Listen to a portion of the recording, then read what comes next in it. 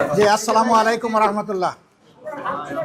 সাংবাদিক বন্ধুগণ, আজকের এই সেশনে আমরা আপনাদেরকে ওয়েলকাম করছি।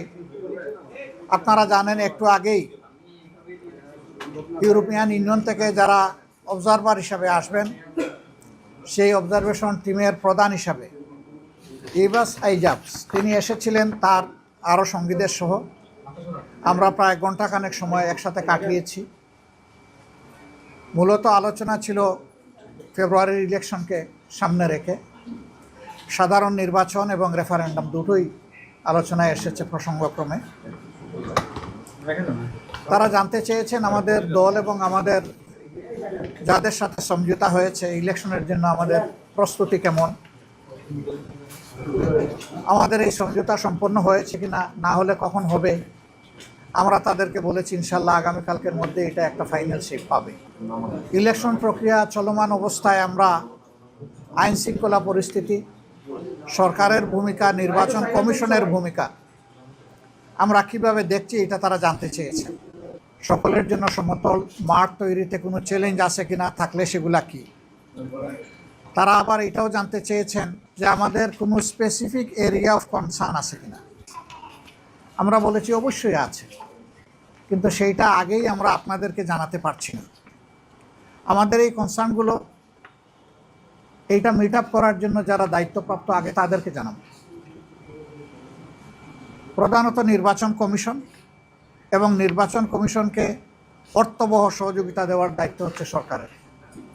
আমরা এই দুই অথরিটিকে জানানোর পরে আমরা যদি সমাধান পেয়ে যাই, বাইরে কাউকে আমরা জানাবো না।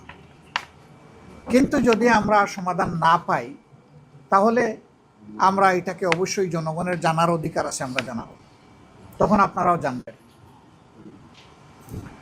তারা এটা জানতে চেয়েছেন আগামীতে যদি আমরা সরকার গঠন করি তাহলে আমাদের রিলেশন দুনিয়ার বিভিন্ন দেশের সাথে কেমন হবে, আমাদের নাইবরদের সাথে কেমন হবে। আমরা স্পষ্টভাবেই বলেছি যে বিশ্বের সবগুলা শান্তিকামী, সভ্য এবং গণতান্ত্রিক রাষ্ট্র যেগুলো আছে সবার সাথেই আমাদের সম্পর্ক থাকবে, বন্ধুত্বের সম্পর্ক। যারা আমাদের প্রতিবেশী তাদের সাথে অবশ্যই প্রতিবেশীসুলভ সম্পর্ক আমাদের থাকবে, এবং আমরাও প্রত্যাশা করব তারাও আমাদের সাথে প্রতিবেশীর মতোই আচরণ করবেন। সেই আচরণটা হবে পারস্পরিক শ্রদ্ধা এবং সমতার ভিত্তিতে। আমরা কোনো ক্ষেত্রেই কোনো অসমতা দেখতে চাই না। আমাদের ফরেন পলিসির ব্যাপারে, রিলেশনসের ব্যাপারে আমরা বলেছি যে আমরা কোনো নির্দিষ্ট রাষ্ট্রের দিকে ঝুঁকতে চাই না, বরঞ্চ সারা বিশ্বের সাথে বন্ধুত্ব আর সমন্বয় রক্ষা করেই আমরা আমাদের দেশকে সামনে এগিয়ে নিতে চাই। তারা এটা জানতে চেয়েছেন সমাজের কোন সেকশন আমাদেরকে সাপোর্ট দিচ্ছে বেশি। আমরা বলছি কোনো আলাদা সেকশন না, সবাই দিচ্ছে। তবে যুবকরা বিশ্বাস করে তাদের অ্যাসপিরেশন ফুলফিল করার জন্য জামাত যদি কোনো কমিটমেন্ট দেয় সেটা জামাত রক্ষা করবে। এই বিশ্বাসের জায়গা থেকেই এ পর্যন্ত হয়ে যাওয়া গুরুত্বপূর্ণ পাবলিক বিশ্ববিদ্যালয়গুলোতে যে নির্বাচন হয়েছে এখানে তার রিফ্লেকশন হয়েছে। যুবশক্তির সেখানে রিফ্লেকশন দেখা গেছে। আমরা আমাদের মা বোনদের ব্যাপারে, তাদের সিকিউরিটির ব্যাপারে আমরা খুবই অ্যাটেন্টিভ, এবং আমরা বিশ্বাস করি যে মা বোনেরা আমাদেরকেই এবার প্রধানত চয়েস করবে। এর লক্ষণ আমরা ইতিমধ্যে দেখতে পাচ্ছি। আমাদের বোনদের, মায়েদের নির্বাচনী প্রচারণায় বিভিন্ন জায়গায় বাধা দেওয়া হচ্ছে, এমনকি হেজাব খুলে নেওয়ার ঘটনাও ঘটেছে। ঘোষণা দেওয়া হয়েছে এদের কাউকে দেখলে তোমরা ঠেকিয়ে দেওয়া, কোথাও বলা হয়েছে তাদেরকে তাড়িয়ে দেওয়া। মা বোন তো সবারই আছে। এই শব্দগুলা কেন? রাজনৈতিক দলের কাজ হচ্ছে সকল শ্রেণী পেশার বয়সের মানুষকে, লিঙ্গের মানুষকে সম্মান দেখানো। শুধু রাজনৈতিক কারণে আমরা কাউকে অপমান করার অধিকার রাখি না। মায়েরা তাদের মতো করে ডিসিশন নেবে, যেমন ভাইয়েরা তাদের মতো করে ডিসিশন নেবে। আমি তার ডিসিশন প্রক্রিয়ায় বাধা দেওয়ার, আমার যদি 10 জনকে ক্যাম্পেইন করার অধিকার থাকে অবশ্যই তিনি মেল না ফিমেল এই কথা বড় কথা না, তারও অধিকার আছে, তিনিও ক্যাম্পেইন করবেন। আমাদের এই মিউচুয়াল রেসপেক্টের জায়গাটা আমাদের রক্ষা করতে হবে। আমরা বিশ্বাস করি আগামীতে বাংলাদেশের জনগণ সঠিক সিদ্ধান্ত নেবে এবং তারা দেশকে নিরাপদ করার জন্যে, দুর্নীতিমুক্ত করার জন্যে, সুশাসন কায়েমের জন্য, ন্যায় ন্যায়ের বিচার নিশ্চিত করার জন্য, অর্থনৈতিক পুনর্বিন্যাস করে দেশকে এগিয়ে নেওয়ার জন্যে তারা সঠিক সিদ্ধান্ত দিবে। জনগণের উপর আমাদের 100% আস্থা আছে, আমাদের আস্থার সামান্য কোনো ঘাটতি নেই। শুধু আমাদের দাবি চাহিদা নির্বাচনটা সুষ্ঠু হোক, ভোটাররা নির্বিঘ্নে গিয়ে তার ভোটটা সে নিজেই দিক, ভোট দেওয়ার পরে তার ভোটের রিফ্লেকশনটা ফলাফলে উঠে আসুক।